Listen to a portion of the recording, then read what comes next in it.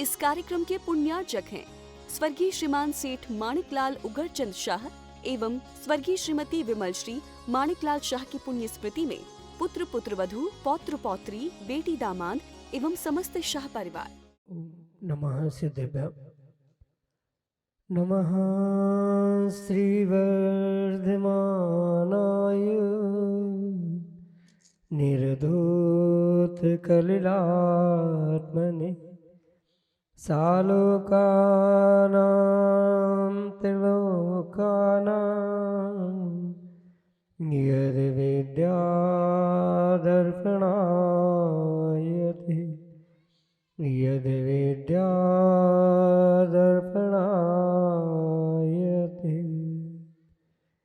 पंच परमेष्टि भगवान की परम पूज्य आचार्य भगवंत गुरुवर विशुद्ध सागर जी मुनि महाराज की परम पूज्य मुनि श्री सुप्रभ सागर जी महाराज की 3,9 करोड़ मुनिराजों की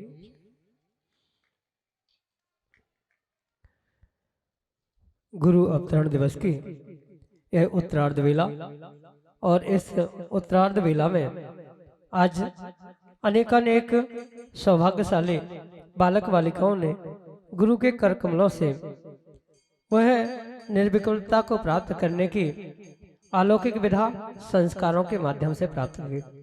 क्योंकि जब तक मन में विकल्प है तब तक दुख है और जहाँ दुख है वही संसार है। और उस दुख रूप से संसार से छूटने का यदि कोई हमारे पास उपाय है तो वह है निर्विकल्प मन।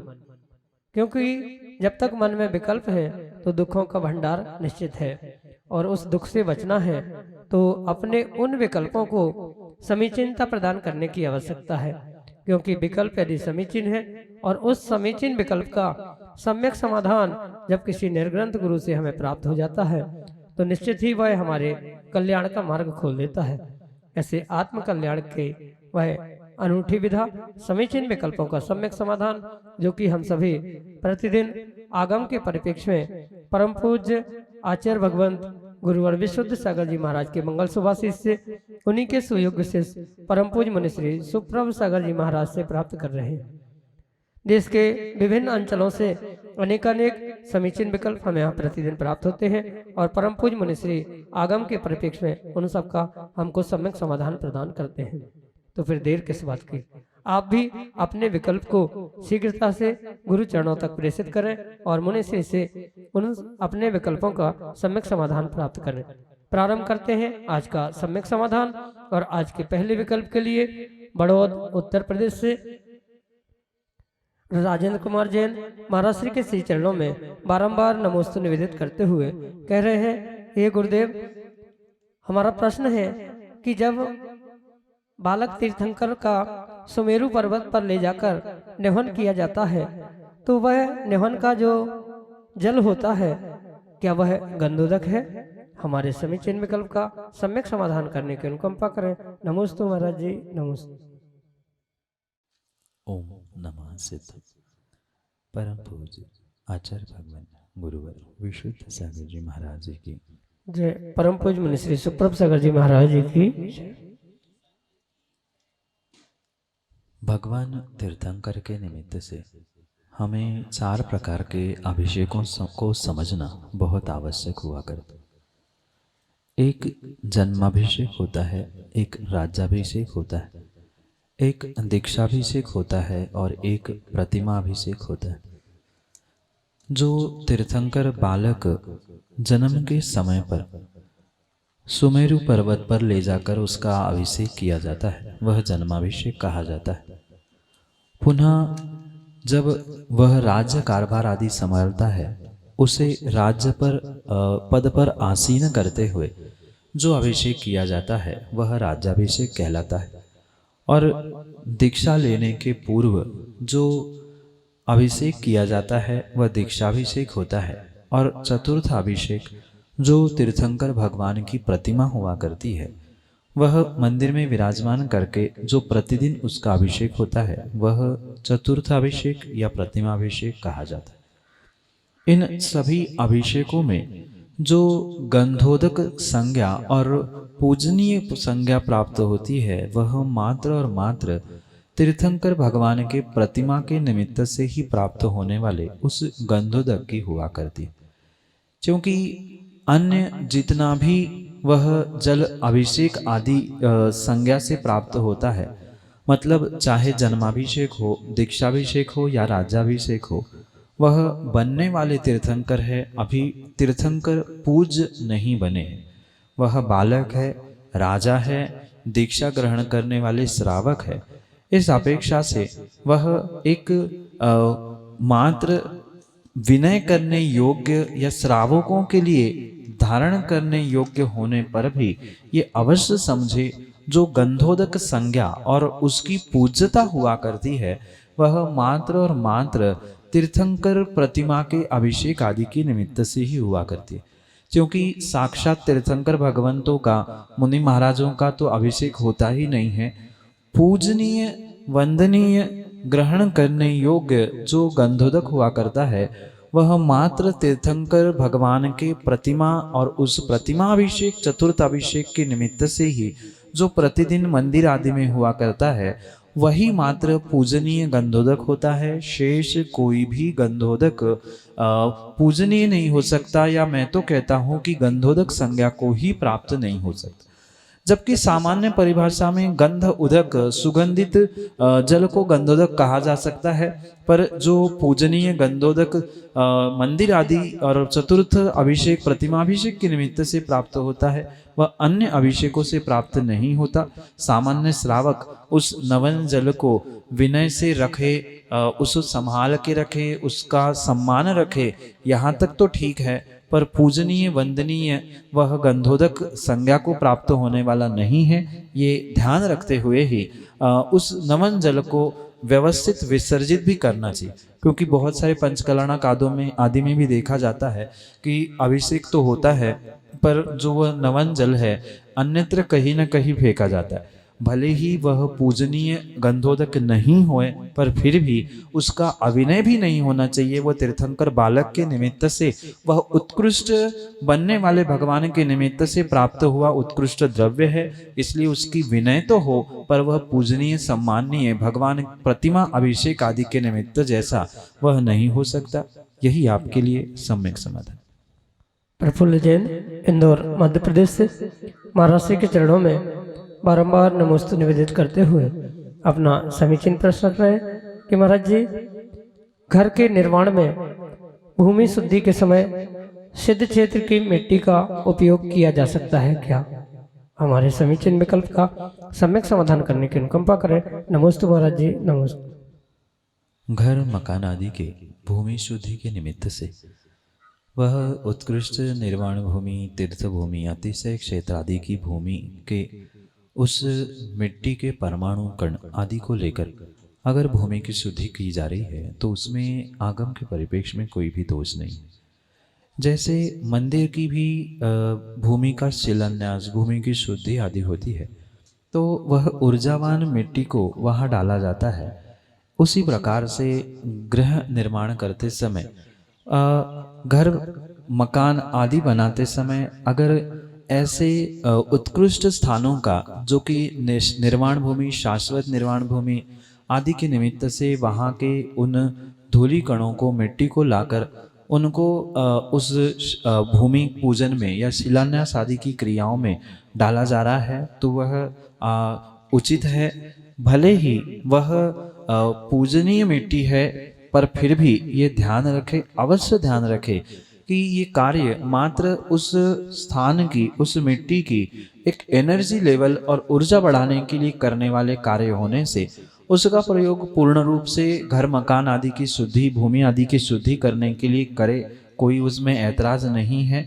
क्योंकि जो सिद्ध क्षेत्र आदि की जो मिट्टी लाई जाती है, जहाँ सामान्य लोग गमनागमन करते हैं, शायद वहीं से ही उस मिट्टी को एकत्रित किया जाता है, या कहीं किनारे से भी किया है, तो भले ही वहाँ से अनंतानंत सिद्ध परमात्मा उस शाश्वत निर्वाण भूमि से मोक्ष चले गए हैं, कण कण पावन होने पर भी वह मकान आदि में डालने से उसका अभिनय नहीं होता है। वह एकमात्र वह वहाँ जो मकान या भूमि पूजन आदि, भूमि शुद्धि आदि की जाती है, वहाँ मात्र अभिप्राय भूमि की ऊर्जा बढ़ाना, वहाँ के विशेष वर्गणा परमाणुओं को अपने घर में, मंदिर में उन स्थानों से साथ जोड़ते हुए अपने आप को उत्कृष्टता की और जीवन, घर, परिवार आदि की समृद्धि आदि की भावना से ही करने का अभिप्राय होता है। वहाँ कोई अभिनय की भावना नहीं होती और वो जमीन के अंदर ही जाता है, इसलिए उसमें कोई भी दोष नहीं है। यही आपके लिए सम्यक समाधान। राही सिंह कारीटूरन उत्तर प्रदेश से महाराष्ट्र के चरणों में बारंबार नमोस्तु निवेदित करते हुए अपना समीचीन प्रश्न कर रहे हैं कि महाराज जी, भगवान के दर्शन हमें किस रूप में करना चाहिए? हमारे समीचीन विकल्प का सम्यक समाधान करते हुए हमारा मार्गदर्शन करने की अनुकंपा करें। नमोस्तु महाराज जी, नमोस्तु। भगवान के दर्शन करते समय भगवान को परिपूर्ण रूप से उनके वीतराग रूप, वीतराग स्वरूप में ही देखते हुए उनके दर्शन करने की आवश्यकता है। किसी भी प्रकार से अन्य रूपों में उनको पूजना ये आगम के परिप्रेक्ष्य में उचित नहीं हो सकता। इसलिए ये ध्यान रखे, जो 18 दोषों से रहित उन तीर्थंकर भगवंतों की वीतराग छवि हुआ करती है, बिल्कुल वैसे ही वीतराग स्वरूप, वीतराग आकार में ही वह परमेश्वर भगवान आदि होने की आवश्यकता है, जिनके निमित्त से, जिनके दर्शन से अपने आप जीवों के भीतर, व्यक्तियों के भीतर एक वीतरागता प्रकट हो जाए। ऐसा ही प्रभु का, ऐसा ही ईश्वर भगवान आदि का दर्शन करने की आवश्यकता है। इतना ही नहीं, मात्र भगवान के रूप के ही बारे में नहीं, अपितु भगवान के उस वीतरागी रूप को देखते देखते अपने भीतर के उस वीतराग स्वरूप को पहचानना कि मैं भी प्रभु आप जैसा हूँ, आप मेरे जैसे थे, मात्र इन वस्त्रों के कारण, राग द्वेष कसाय कर्मों के कारण आप में और हम में इतना अंतर है आदि ही सोचते सोचते ही प्रभु के दर्शन करने चाहिए। क्योंकि जब तक वीतरागी प्रभु के चरणों में वीतरागी बनकर हम नहीं पहुंच रहे हैं या वैरागी बनकर नहीं पहुंच रहे हैं, तब तक पूर्ण रूप से वीतरागी वैरागी नहीं हो सकते।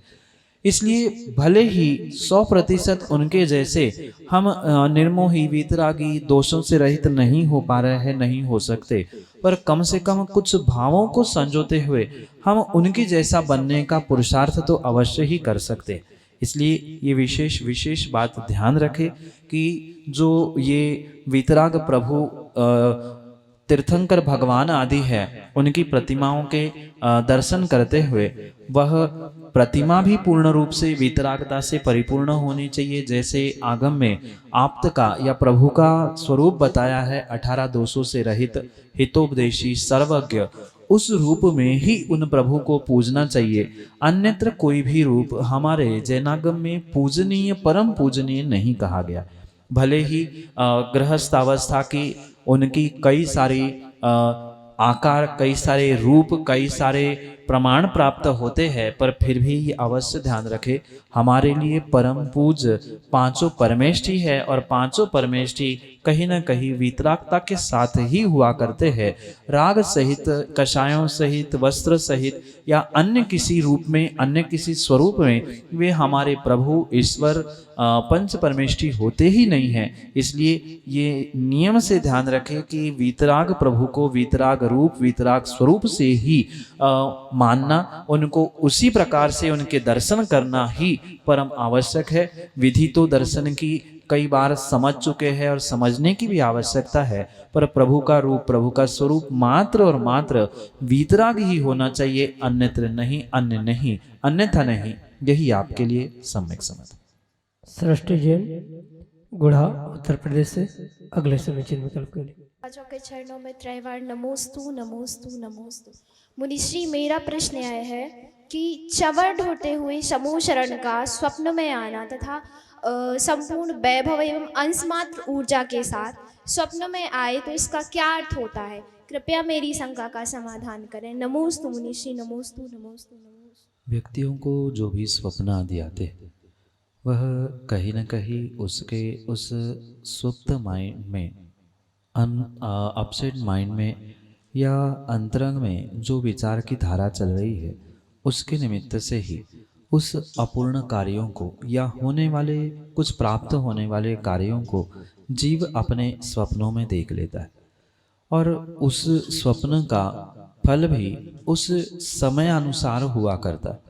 कहने का मतलब ये है कि स्वप्नों को कब देखा है, कैसे देखा है, मतलब सुबह देखा है, शाम को देखा है, दोपहर देखा है, सुबह भी कौन से प्रहर में देखा है कि मध्य रात्रि में देखा है, साथ में कौन से नक्षत्र कौन से तिथि में देखा है, कौन से वार को देखा है आदि को समझते हुए ही स्पष्ट रूप से उसका फल निर्धारित किया जा सकता है। क्योंकि कुछ नक्षत्र कुछ तिथियों में देखे हुए स्वप्न विपरीत फलित होते हैं, कुछ सालों बाद फलित होते हैं, कुछ तुरंत होते हैं और कुछ होते ही नहीं। तो पहले तो ये समझने की आवश्यकता है कि वह कौन से तिथि, कौन से वार, कौन से प्रहर आदि में देखा है। इस सभी को समझने के साथ ही उसका पक्का निर्णय करते हुए उसके सच्चे फल को निर्धारित किया जा सकता। पर सामान्य रूप से जो ये स्वप्न है, चमर दोहराते हुए तीर्थंकर प्रभु को समोशरण में देखना आदि आदि किसी भी प्रकार से विपरीत हो ही नहीं सकते। भले ही ऐसे कुछ विपरीत रिक्ता आदि स्थितियों में भी उनको देखा गया है, पर उसका कोई विपरीत फल है ही नहीं है, क्योंकि तीर्थंकर भगवान, उनका समोषण, उनकी विभूति, वैभव आदि स्वयं भी एक मंगल द्रव्य है और मंगल को देखने से कभी भी अमंगल नहीं होता। भले ही हमें उसका विशेष फल ना मिले, पर तीर्थंकर भगवान, उनका समोषण आदि देखने से कभी भी कोई विपरीत फल अवश्य ही नहीं मिलेगा। इसलिए ये ध्यान रखें कि जो स्वप्न देखा है उस स्वप्न का आपके जीवन में कहीं ना कहीं अच्छा ही फल होगा, और बहुत अच्छा या अच्छा नहीं हो पर वह कभी निगेटिव भी नहीं होगा, ये भी वहाँ समझने की आवश्यकता है। क्योंकि तीर्थंकर भगवान, उनकी प्रतिमा, समोषण, वैभव आदि आदि कभी भी निगेटिव नहीं हो सकते। वे स्वयं में मांगलिक द्रव्य है, मंगल है, और उनको देखना वह स्वाभाविक रूप से मंगल ही करने वाला हो सकता है। इसलिए विकल्प ना करते हुए आने वाले कुछ मांगलिक समय की, मांगलिक घटनाओं का अनुमोदन करने की या उसको प्राप्त करने की तैयारी करें, यही आपके लिए सम्यक समाधान। श्रीमती मंजू जैन, गुड़ा, उत्तर प्रदेश से अगले समीचीन में कल्प करें। गुरुदेव नमोस्तु नमोस्तु। हे गुरुदेव, जैसा कि आपने अभी उद्बोधन में दिया था हमें कि नेक और एक बने, हम प्रतिदिन जिन मंदिर आते हैं, जिन्हें अर्चना करते हैं, पूजन विधान इत्यादि सब कुछ करते हैं, जिनवाणी माँ को भी पढ़ते हैं, वह माँ मुझे यह भी सिखाती है कि नेक एक और अपना कल्याण करें। लेकिन वह कौन सा कर्म है गुरुदेव जिससे हम यह नहीं समझ पाते कि हमें अपना कल्याण करना चाहिए, और हमारे अंदर तीव्र कसाएं आ जाती हैं और हम एक और नेक नहीं बन पाते। गुरुदेव, मेरी शंका का समाधान कीजिए। नमोस्तु गुरुदेव, नमोस्तु। माँ मात्र सुनने से, पढ़ने से कभी भी जीव सत्यार्थ को जीवन में उतार नहीं सकता। ऐसे संसार में बहुत सारे जीव हैं जो प्रतिदिन प्रति समय जिनवाणी को पढ़ते हैं, देवशास्त्र गुरु की आराधना सेवा में तल्लीन है, पर कहीं न कहीं भीतर उनके जो कसाय की तीव्रता है, उस कसाय की तीव्रता के कारण से ही जीव सत्य को जानने के बाद भी सत्य को मान नहीं पाता। जैसे कि मैंने पहले भी कहा था, वह सूत्र बहुत गंभीरता से युक्त है कि मान जाए सो मान जाए।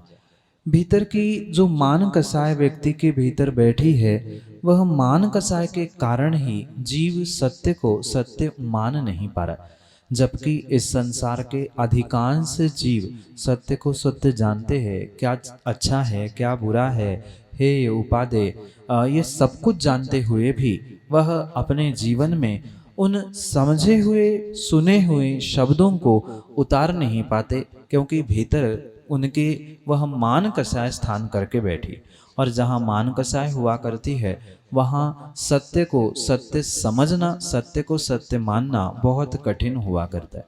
इसलिए हर व्यक्ति ये जानता है कि नेक और एक होने से ही कल्याण होना संभव है, पर फिर भी वह मात्र शब्दों में ही जानता है, और जो शब्दों में जानता है वह कभी अपने आत्मा का कल्याण नहीं कर पाता। जो जो शब्दों में समझा है, सुना है, जो भी गुरु आदि मुख से हमने सुना है, जिनवाणी के स्वाध्याय से प्राप्त किया है, उसको मात्र सुनना ही नहीं अपितु घर में जाकर कभी गुनने की भी आवश्यकता है।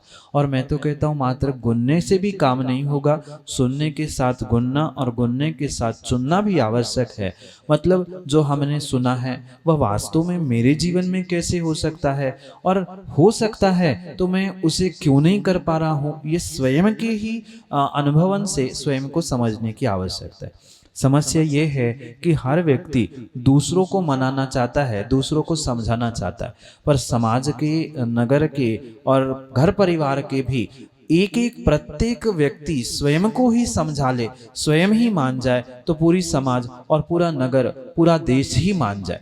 पर कहीं न कहीं जो तीव्र उन कषाय का परिणमन जीव के साथ चलता है, चारित्र मोहनी हो चाहे दर्शन मोहनी हो, अगर सत्य को जानने के बाद भी सत्य को मान नहीं पा रहा है तो वह सम्यक दर्शन से रहित ऐसा मिथ्या दृष्टि जीव उस दर्शन मोहनी के कारण से अपने जीवन में वह तत्वों के प्रति, सच्चों के, देवशास्त्र गुरु के वचनों के प्रति श्रद्धा ना करते हुए उसे जीवन पर अमल नहीं कर पाता, और कुछ चारित्र मोहनी के निमित्त से वह श्रद्धा करने पर भी, जानने पर भी, मानने पर भी जीवन में उतार नहीं पाते।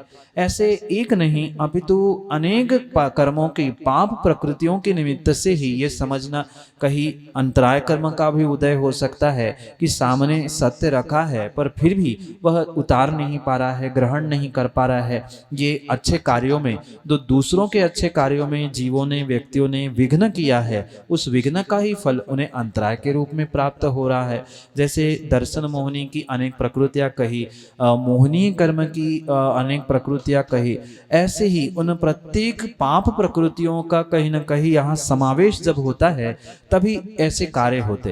क्योंकि ये बात अवश्य ध्यान रखे, किसी एक विशेष कर्म से व्यक्ति का जीवन अच्छा बुरा नहीं होता, वहाँ आठों कर्मों की अनेक प्रकृतियों का जब क्षयोक्षम, उदय आदि आदि मिश्र अवस्था बनती है तभी जीव का ये कार्य हुआ करता है। इसलिए ये किसी एक कर्म को दोष देने से काम नहीं बनने वाला।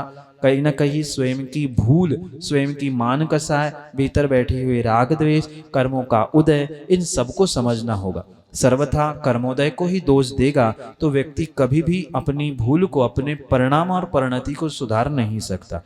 इसलिए अपने परिणाम परिणति को ही गलत मानते हुए पहले उस कषायों को, अपने आप को, अपने परिणामों को सुधारने का प्रयास करे और फिर कर्मों का विचार करे। सर्वथा कर्मों को, जड़ वस्तुओं को या दूसरों को दोष देते रहेंगे तो कभी भी आपका कल्याण या किसी भी व्यक्ति का कल्याण होना संभव नहीं है। इसलिए मान जाए सो मान जाए, ये समझते हुए ही एक बने और नेक बने, इसे जीवन में प्रैक्टिकल उतारने का पुरुषार्थ करे। यही आपके लिए सम्यक समझ। श्रीमती कमला जैन, गुड़ा, उत्तर प्रदेश से अगले समय चिन्ह विकल्प के लिए। कि मेरे घर में शुरू से लेकर अंत तक मानस्तंभ की छाया जाती है, इसका उपाय बताइए। माँ किसी मंदिर के शिखर की, मानस्तंभ आदि की परछाई घर आदि में पड़ना, ये किसी भी प्रकार से शुभ नहीं हो सकता। वहाँ पहले तो ये निर्णय करना होगा कि जब वह स्थान बना है तब की स्थिति और आज की स्थिति, इन सबको समझते हुए पहले ये समझना होगा कि परछाई कब कौन से समय में पड़ रही है। क्योंकि पूरे दिन पड़ने वाली परछाई या किसी विशिष्ट समय में पड़ने वाली परछाई, उसका फल आगम में भिन्न भिन्न प्रकार से कहा है। जैसे प्रातः काल में और शाम के समय में अगर परछाई पड़ रही है तो वह तो पूर्ण रूप से दोषपूर्ण ही स्थान माना जाता है। क्योंकि वीतराग प्रभु के मंदिर की परछाई पड़ना ये उन रागी यानी संसारिक गृहस्थ जीवों के लिए किसी भी प्रकार से शुभ नहीं माना जा सकता। ये अवश्य ध्यान रखें कि इसके उपाय के लिए तो आचार्य भगवंतों ने स्पष्ट रूप से एक ही बात बताई है, पर अगर वो संभव नहीं है तो वहाँ कहीं ना कहीं आपको एडजस्टमेंट करना या समझौता करना, इसकी आवश्यकता अवश्य ही पड़ेगी। जैसे आचार्य भगवंतों ने लिखा है कि अगर मंदिर मानस्तंभ आदि की परछाई जिस स्थान पर, जिस मकान पे पड़ रही है, वह स्थान खाली करने की आवश्यकता है, अन्यत्र कहीं स्थान प्राप्त करने की आवश्यकता।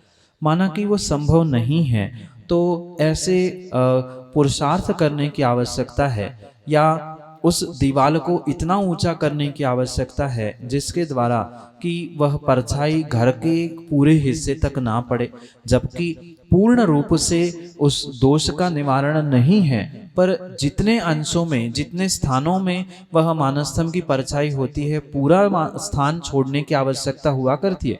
पर वह कुछ ऐसे उपाय, जैसे बहुत बड़ी टीन शेड खड़ी कर लेना या कुछ बहुत ऊंची दीवार खड़ी कर लेना, इतना किया जा सकता है। उत्कृष्ट बात तो दूसरे स्थान पर पहुंचना है, वह संभव नहीं है। तो और कुछ वास्तुशास्त्री से मिलते हुए उस कार्य को व्यवस्थित करने का प्रयास करें, यही आपके लिए सम्यक समाधान। जयजन बंधु, हम सभी लाभ ले रहे थे लोकप्रिय कार्यक्रम सम्यक समाधान का। प्रतिदिन के भांति यह कार्यक्रम 5:13 पे यूट्यूब चैनल सुप्रभ उवाच के माध्यम से प्रसारित होता है। मुनिषी का नाम सुप्रभ और वाणी का पर्यायवाची नाम उवाच, सुप्रभ उवाच यह नाम चैनल का है। आप यूट्यूब पे सुप्रभ उवाच सर्च कर सकते हैं एवं सर्च करके इस यूट्यूब चैनल को सब्सक्राइब करें एवं उसका बेल आइकन प्रेस करें, ताकि मुनिषी की अधिक जानकारी एवं जो सम्यक समाधान आदि कार्यक्रम है उसकी जानकारी भी आपको उपलब्ध होती रहे। नोटिफिकेशन के द्वारा आपको याद रखने की जरूरत नहीं है। प्रतिदिन ठीक 5:13 पे यूट्यूब चैनल सुप्रभ उवाच के माध्यम से यही कार्यक्रम प्रतिदिन शाम को 4 बजे आदिनाथ टीवी चैनल के माध्यम से भी प्रसारित होता है। ठीक 4 बजे आदिनाथ टीवी चैनल के माध्यम से सम्यक समाधान उपलब्ध होता है। आप सभी लोग घर बैठे सुक्ति मुक्तावली इस ग्रंथ का स्वाध्याय करते हुए मुनिषी के वाणी का लाभ ले सकते हैं। प्रतिदिन 2:30 पे 2:30 बजे मुनिषी के प्रवचन आदिनाथ टीवी चैनल के माध्यम से भी प्रसारित होते हैं। आप सभी लोग दोपहर को 2:30 पे आदिनाथ टीवी चैनल के माध्यम से भी मुनिषी के प्रवचन का लाभ ले सकते हैं। आज के लिए इतना ही। मुनिषी के चरणों में कोटिशा नमोस्तु करते हुए आज के इस लोकप्रिय कार्यक्रम को यहीं पे विराम देते हैं। नमोस्तु नमोस्तु नमोस्तु। इस कार्यक्रम के पुण्यार्जक थे स्वर्गीय श्रीमान सेठ माणिकलाल उगरचंद शाह एवं स्वर्गीय श्रीमती विमल श्री माणिकलाल शाह की पुण्य स्मृति में पुत्र पुत्रवधू, पौत्र पौत्री, बेटी दामाद एवं समस्त शाह परिवार।